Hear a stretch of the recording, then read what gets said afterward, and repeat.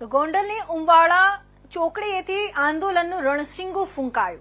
રાજકોટ જેતપુર વચ્ચેનું ટોલનાકું બંધ કરાવવા અનિશ્ચિત ઉપવાસનું આયોજન કરાયું.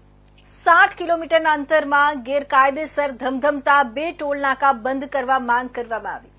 ગોંડલના એડવોકેટ ધ્રુવકુમાર કાછડિયાએ 2 મુદ્દતી ઉપવાસ આંદોલન પર બેસ્યા છે.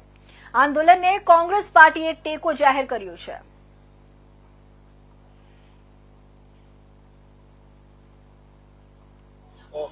ટોલ ટેક્સ લઈને આજે આપણે ઉપવાસ કર્યા છે. શું છે સમગ્ર હકીકત? સમગ્ર મારી મુખ્ય 2 માંગણી છે.